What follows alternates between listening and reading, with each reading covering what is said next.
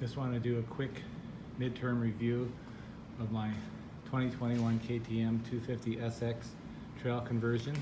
The first video I documented all the mods I did to it and why.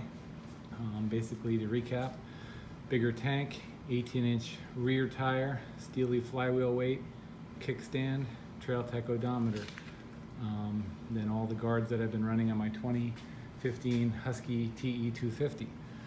My only complaints about the Husky were it's getting up in age and the fact that it felt kind of heavy. This bike is, as I mentioned, 20 pounds lighter. I've got over 600 miles on it now with my winter spring riding, and I've done about 80 miles of what I consider my typical summer riding.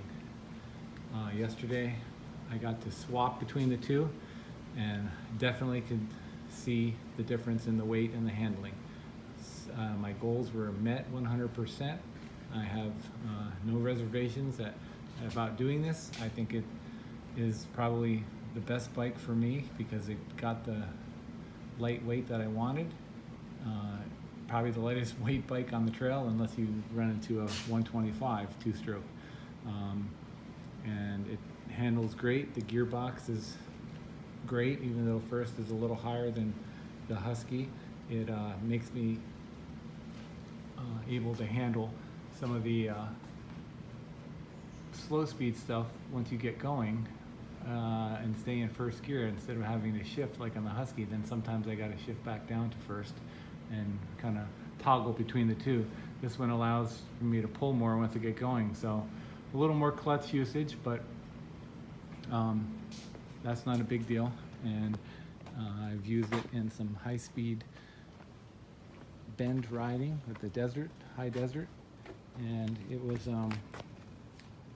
phenomenal down there.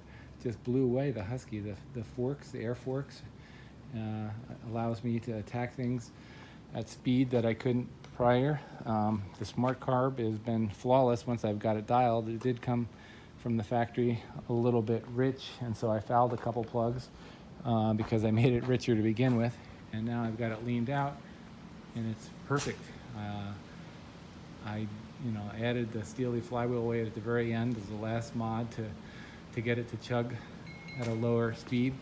And after yesterday's ride in the 85 to 90 degree weather, no tinkering with the smart carb needed. The only thing I did find with people I'd mentioned before was that the air forks can build up some pressure. So they put on about 8 PSI over the course of the ride. I should have bled them midway through, and I didn't think about that. But they got a little harsher, but nothing too major. I can handle that. So I definitely love the air forks that are on the bike.